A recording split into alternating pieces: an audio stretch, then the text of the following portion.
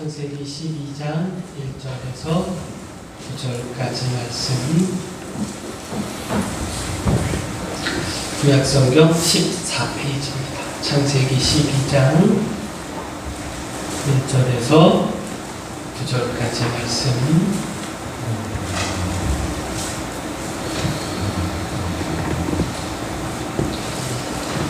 우리 한 목소리로 말씀을 봉독하도록 하겠습니다. 여호와께서 아브라함에게 이르시되 너는 너의 고향과 친척과 아버지의 집을 떠나 내가 네게 보여줄 땅으로 가라. 내가 너로 큰 민족을 이루고 내 복을 주어 내 이름을 창대하게 하리니 너는 복이 될지라. 너를 축복하는 자에게는 내가 복을 내리고 너를 저주하는 자에게는 내가 저주하리니 땅의 모든 족속이 너로 말미암아 복을 얻을 것이라 하신지라. 이에 아브라함이 여호와의 말씀을 따라갔고 롯도 그와 함께 갔으며 아브라함이 하란을 떠날 때에 75세였더라. 아브라함이 그의 아내 사레와 조카 롯과 하란에서 모은 모든 소유와 얻은 사람들을 이끌고 가나안 땅으로 가려고 떠나서 마침내 가나안 땅에 들어갔더라. 아브라함이 그 땅을 지나 세겜 땅 모래 상수리 나무에 이르니 그때 가나안 사람이 그 땅에 거주하였더라. 여호와께서 아브라함에게 나타나 이르시되 내가 이 땅을 내 자손에게 주리라 하셨습니다. 자기에게 나타나신 여호와께서 그가 그곳에서 제단을 쌓고 거기서 베델 동쪽 산으로 옮겨 장막을 치니 서쪽은 베델이요 동쪽은 아이라. 그가 그곳에서 여호와께 제단을 쌓고 여호와의 이름을 부르더니 점점 남방으로 옮겨갔더라. 아멘.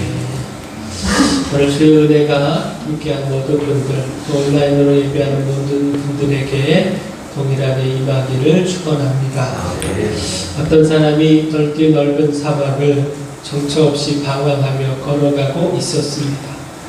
가지고 있는 물은 다 떨어져 가고 이로 인해 걱정과 불안이 엄습했습니다. 빨리 오아시스를 찾아야 하는 겁니다. 근데 바로 그때 사람의 발자국을 발견하게 됐습니다. 아, 이제 살았다. 소리를 치며 기뻐했습니다. 발자국만 따라가면 분명 오아시스를 만나게 될 것이라고 생각을 한 겁니다. 그는 발견한 발자국을 계속 따라갔습니다. 하지만 아무리 따라가도 발자국은 끝이 없고 해는 점점 기울어가고 있었습니다. 자, 그제서야 깨닫게 됐는데 자신이 따라가고 있는 발자국이 다름이 아니라 바로 자기 발자국이었던 겁니다. 자기 발자국을 자기가 되밟아가면서 맴돌고 있었던 것.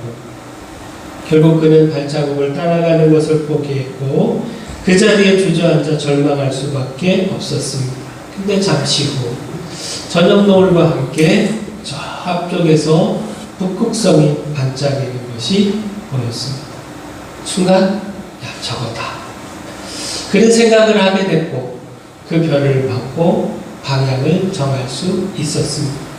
비로소 제대로 된 방향을 잡아서 무사히 그 사막을 빠져나올 수 있었습니다.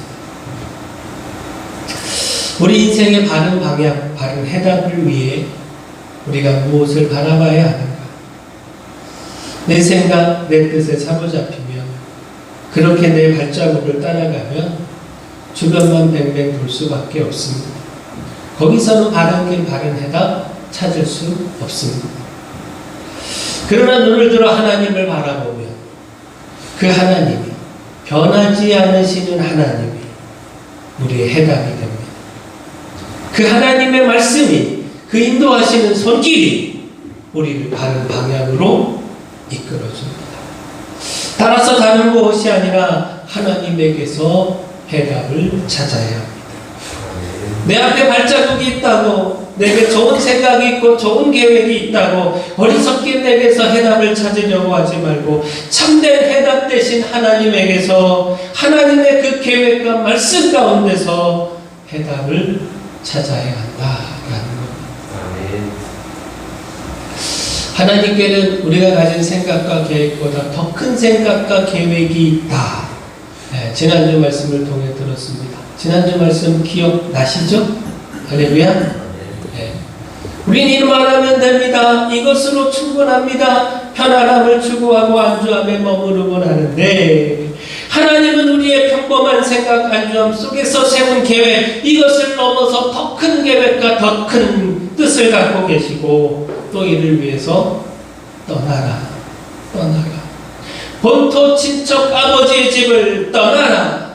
안주함을 추구하는 그 삶을 떠나라 명령하신다라는 것. 따라서 우리를 고난의 현장으로 몰아가신다는 것. 따라서 고난 속에서 두려워하고 절망할 것이 아니라 하나님의 인도하심 속에서 만난 고난이라면, 하나님의 명령을 지금 내가 따르고 있다면, 그 믿음을 지키는 삶에서 만난 환난이라면 오히려 기뻐하고 하나님께서 이루실 더 큰 뜻을 바라보며 소망을 가지라고 지난주 함께 말씀을 들었습니다. 다 기억이 나시죠? 새록새록 기억이 나셔야 됩니다. 당신의 계획을 연필로 쓴 다음 무엇을 하나님께 드리라? 지우개를 하나님께 드려라. 우리에게 도전이 되는 말도 나누었고요. 그리고 하나 더 나눈 말씀이 하나님께서 이루신 큰 계획에는 복으로서의 사명이 있다. 하나님께서 왜 아브라함을 축복하고자 하시는가? 왜 그를 향하여 큰 계획을 세우시고 큰 민족을 이루시고 그 이름을 창대케 하시는가? 다시 말해 하나님께서 왜 우리를 향하여 그런 더 큰 계획을 세우시고 축복하고자 하시는가? 너는 복이 될지라. 땅의 모든 족속이 너로 말미암아 복을 얻을 것이라. 아멘. 바로 복으로서의 사명 때문이다. 말씀을 나눴습니다. 하나님의 축복을 단순히 우리 자신만의 배를 불리는 그 축복으로 생각한다면, 우리 자신만 복을 받고 복을 누리는 것으로만 생각하면 그건 잘못된 생각이라는 것이죠. 하나님의 축복을 나눠야 하는, 그래서 내 이웃도 복이 된 우리 나 자신을 통하여, 우리 자신을 통하여 그들도 복을 누려야 하는 사명의 삶을 살아가야 한다라는 것. 지난주 말씀 우리가 여기까지 나눴었는데 다 기억이 나시죠? 그리고 이제 마지막으로 나눌 말씀, 끝까지 신뢰하라는 것. 실망하지 말고 끝까지 믿으라는 것. 믿음은 결코 포기돼서는 안 된다는 것. 4절을 보면요, 아브라함이 하나님의 명령에 순종했습니다. 하나님의 큰 계획을 따라서 복으로서의 비전을 가지고 하나님의 말씀을 순종하며 따랐습니다. 그리고 5절에 마침내 가나안 땅, 하나님께서 약속하신 가나안 땅에 도착했습니다. 자, 여기서 마침내라고 하는 구절이요, 아브라함이 가나안 땅에 도착하기까지 겪어야 했던 고난과 시련, 그리고 그것을 이겨낸 믿음의 순종, 이 모든 것들을 읽게 합니다. 그냥 한 절로 우리가 기록되어 있기에 그냥 아브라함이 순탄하게 가나안 땅에 도착했나 혹 착각할 수 있는데, 그런 것이 아니라 이 마침내라고 하는 구절이 아브라함이 고향 친척 아버지 집을 떠나서 하나님이 약속하신 이 가나안 땅에 이르기까지 온갖 어려움 속에서도 하나님의 말씀을 포기하지 않고 그 약속을 붙들고 믿음으로 이겨냈다라고 하는 사실, 그 믿음으로 이겨내고 마침내 가나안 땅에 도착했다라고 하는 사실, 이 사실을 알게 한다라는 것. 자, 이렇게 이기고 마침내 가나안 땅에 도착을 했는데, 자, 근데 6절 한번 볼까요? 6절. 아브라함이 그 땅을 지나 세겜 땅 모래 상수리 나무에 이르니 그때에 가나안 사람이 그 땅에 거주하였더라. 자, 가나안 사람이 그 땅에 거주하였다. 그냥 단순하게 읽으면 뭐 당연한 거 아닌가, 가나안 땅에 가나안 사람이 살지 누가 살아, 이렇게 생각할 수가 있는데, 자, 그러나 이 말씀의 의미는 무엇이겠습니까? 바로 빈 땅이 아니었다. 그저 주어지는 땅, 그저 손쉽게 얻을 수 있는 그런 땅이 아니었다는 것. 하나님의 약속을 믿고 고생고생해서 왔는데 막막한 상황에 처했고, 따라서 하나님의 약속을 의심할 수밖에 없는 그런 상황이었다라는 것. 약속을 붙들고 순종해서 고생해서 이 가나안 땅에 왔으니, 어려움 속에 순종하고 도전하여 마침내 가나안 땅에 도착했으니, 이제는 하나님의 약속한 축복이, 엄청난 축복이 폭포수같이 쏟아질 것이라고 기대했는데 현실은 막막하기만 했다는 거. 그냥 빈 땅이나 그냥 차지할 수 있으리라 생각을 했는데 아니요, 가나안 땅에 가나안 민족이 살고 있었다는 거. 이게 뭔가 고작 이것 바람을 지금까지 그 고생 참으며 여기까지 왔는가, 이렇게 생각이 들 만큼 가나안 땅에 도착한 삶의 환경은 더 어렵고 빡빡하고 힘들었다. 아브라함은 이방인으로, 가나안 사람들 사이에서 적대받는 이방인으로 그들의 적대적 공격과 차별적 공격을 감수하고 버텨내야 하는, 그래서 막막할 수밖에 없는, 하나님의 약속이 의심될 수밖에 없는 그런 상황에 처했다라는 겁니다. 자, 결국 무엇입니까? 하나님께서 의도하신 뜻. 여기서 우리가 찾고 우리 가슴에 새겨야 할 교훈 무엇이겠습니까? 그럼에도 믿을 수 있는, 그럼에도 하나님의 약속을 붙들 수 있는, 그럼에도 하나님을 신뢰하며 믿음으로 끝까지 하나님 따를 수 있는, 인내하며 이겨낼 수 있는 것. 하나님의 뜻은 여기에 있지 않았겠느냐라는 것. 존 크리시, 영국의 추리소설 작가가 아주 전설적인 인물이었습니다. 화면 보이시죠? 영국 추리작가협회 창립 멤버였고요. 세계문학계 아주 유명한 작가였습니다. 그를 기념하기 위해 만든 상도 있는데, 영국 추리작가협회 존 크리시 메모리얼 대거상. 이 상은요, 신인 추리 소설가들이 선망하는 상이라고 합니다. 아무튼 이 존 크리시는 평생 564권의 책을 썼고요. 많은 사람들에게 존경과 사랑을 받는 작가였는데, 다들 그렇듯이 그도 처음부터 작가로서 두각을 나타내고 성공을 이룬 건 아니었다는 것. 그는 어느 누구의 도움이나 지도도 없이 그냥 독학으로 글쓰기를 시작했다고 합니다. 그러나 비록 재능이 뛰어나다고 할지라도 지도해주는 사람이 필요하잖아요. 소설은 이렇게 써야 된다, 이렇게 구성해야 된다, 지도해주는 사람이 있어야 바르게 이렇게 성장할 수 있잖아요. 그냥 주먹구구식으로 글을 쓰니 그 누구도 거들떠보지 않는 거죠. 힘써서 글을 썼지만 아무도 봐주지 않는 겁니다. 하지만 그는 낙담하지 않고 계속 글을 썼다는 거죠. 글을 써서 출판사에 보냈습니다. 물론 당시 영국의 출판사나 문학작품을 싣는 잡지들 가운데 그 어느 단 한 곳도 그의 원고를 받아주지 않았다는 겁니다. 그렇게 해서 그가 돌려받은 거절 통지서가 무려 743장이나 되었다. 그럼에도 그는 글 쓰는 것 포기하지 않았다는 것. 이런 이야기가 있을 정도인데, 첫 번째 거절 통지서를 받고 난 후 그는 두 번째 원고를 쓰기 시작했다. 두 번째 거절 통지서를 받았을 때 다시 세 번째 원고를 쓰기 시작했다. 곧 거절 통지서를 받을 때마다 그 통지서를 보고 좌절하고 낙심하는 것이 아니라 오히려 다시 도전했다는 것. 거절 통지서 앞에서 주저앉는 대신에 새로운 글쓰기, 새로운 소설을 쓰기 시작했다는 것. 그래서 743번째 거절 통지서를 받았을 때도 포기하지 않고 744번째 원고 소설을 썼고, 그리고 그것이 마침내 받아들여져서 그 소설이 744번째 쓴 소설이 성공을 거두게 되었다라는 거예요.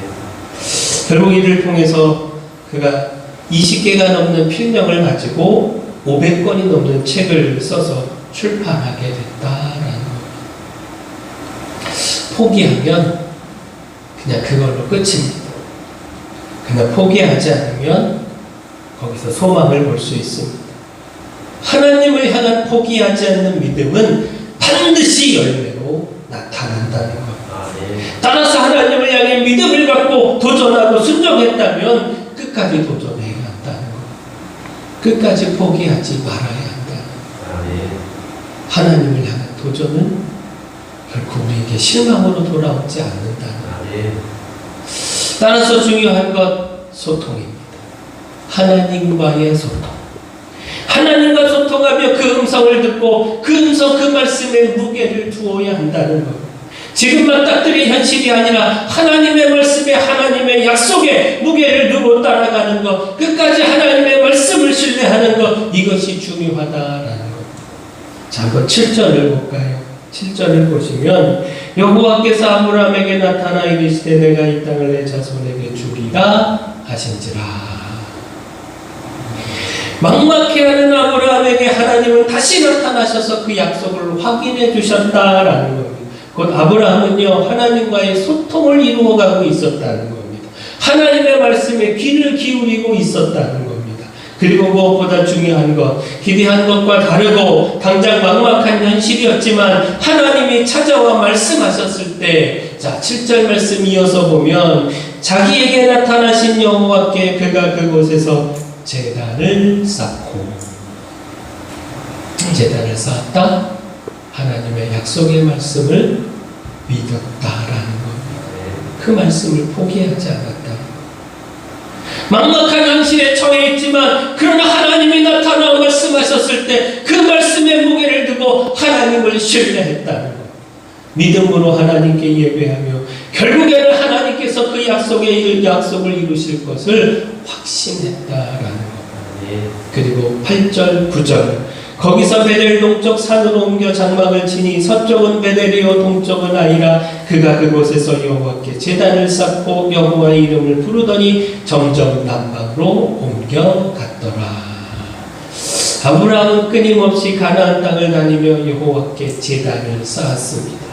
여호와의 이름을 불렀습니다. 자, 결국 무엇입니까? 여기서 무엇을 볼 수 있습니까? 아브라함은 가나안 땅 곳곳을 다니며 그 곳곳을 그 발로 밟으며 이 땅이, 내가 밟는 이 땅이 하나님이 나와 나의 후손에게 주신 땅이다. 지금은 가나안 족속들이 살고 있지만 그러나 온 천지의 주인 되신 하나님, 이 가나안 땅의 주인 되신 하나님께서 나와 내 후손에게 주시기로 약속하셨다. 그런 이 땅은 내 땅이다. 믿음의 걸음, 믿음의 도전, 믿음의 행동을 보였다는 겁니다. 여호와께 제단을 쌓으며 여호와의 이름을 부르며 하나님의 약속대로 이 땅을 내게 주심을 믿었다라는 겁니다. 오늘 우리도 믿기를 소원합니다. 지난주 우리 교회를 향한 하나님의 큰 계획, 우리의 생각을 넘어서는 큰 계획 함께 살피지 않았습니까? 함께 말씀을 듣지 않았습니까? 그 계획을 이루시기까지, 그 약속이 이루어지기까지 당장은 막막하고 어려울 수 있습니다. 믿음으로 순종하여 마침내 가나안 땅까지 왔는데 상황은 변하지 않고 계속 어려움을 겪을 수도 있습니다. 하나님의 계획, 그 놀라운 축복, 그것이 이루어지기까지, 그 하나님의 때가 이루어지기까지 고난이 계속될 수 있습니다.